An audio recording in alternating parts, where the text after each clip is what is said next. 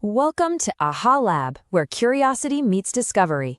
I'm your host, and today we're bringing you an explainer that dives deep into the universe's absolute greatest mysteries. We're going to make them simple, highly visual, and completely unforgettable. So let's just jump right in. We are taking a descent into the cosmic abyss to explore the most extreme, mind-bending objects in the known universe: black holes. What exactly is a black hole anyway? How do they actually form out there in the dark? And what would happen to you if you fell into one? It's a fundamental paradox, really, and it challenges literally everything we thought we knew about physics. But stick with me, because in just a few minutes, you're going to understand black holes like never before. Section 1. The Cosmic Abyss, Defining the Beast.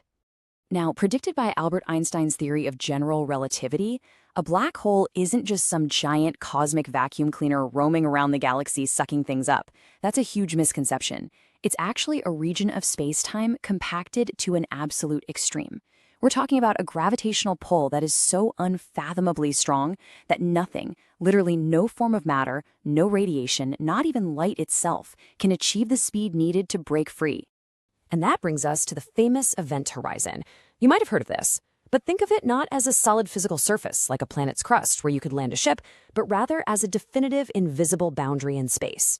It is the ultimate point of no return. The exact moment anything crosses this spherical threshold, the escape velocity actually exceeds the speed of light. And since the speed of light is the universal speed limit, escaping is physically, entirely impossible. To really wrap your head around this, just consider the number 3.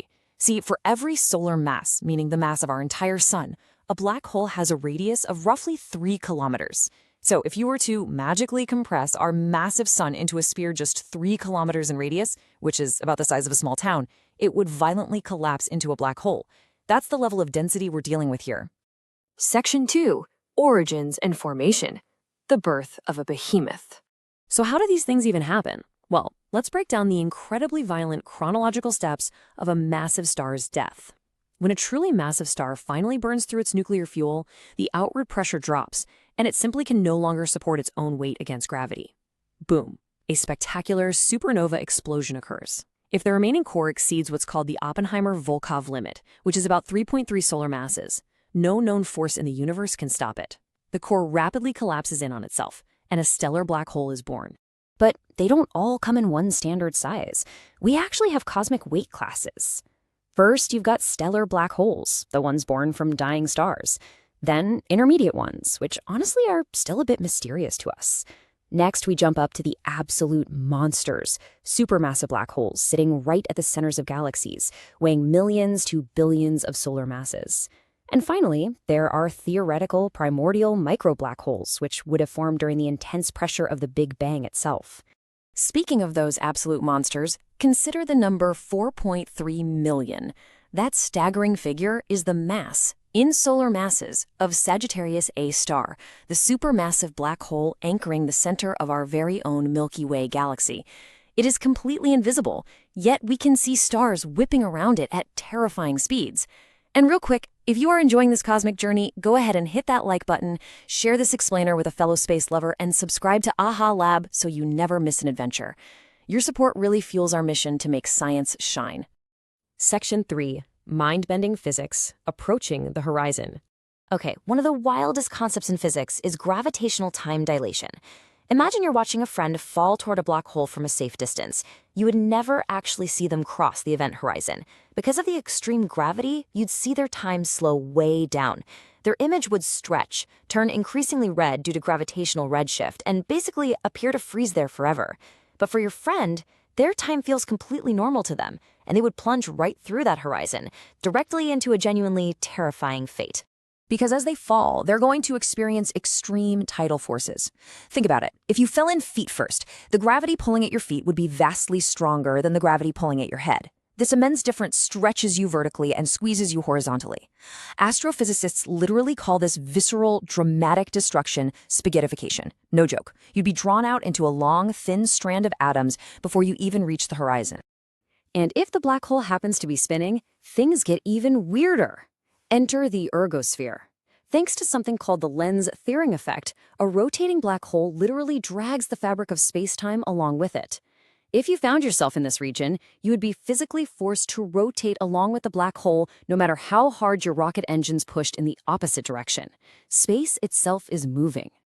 Section 4. Unsolved Quantum Mysteries into the Unknown.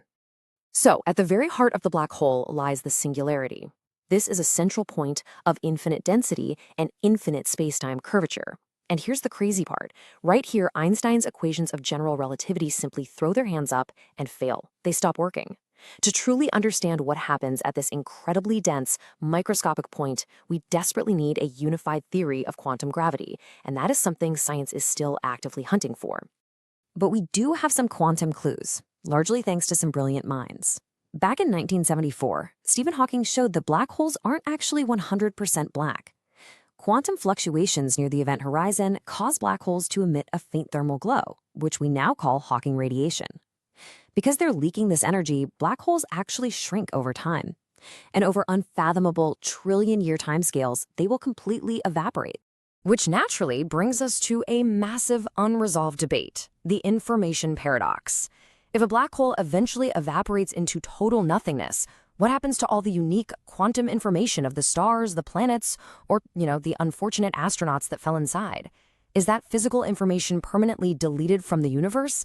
Because that violates the core rules of quantum mechanics. Or is it somehow preserved?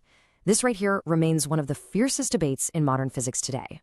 So from violent stellar deaths to the deepest quantum mysteries, black holes push the absolute boundaries of what we know. As this quote perfectly captures, in studying black holes, we're really studying the limits of reality itself. Think about that. If black holes eventually erase themselves from the cosmos, what unimaginable secrets will they take with them? Thanks so much for joining us here at AHA Lab. If you haven't already, make sure to subscribe and turn on notifications because our next explainer drops very soon. Until then, stay curious.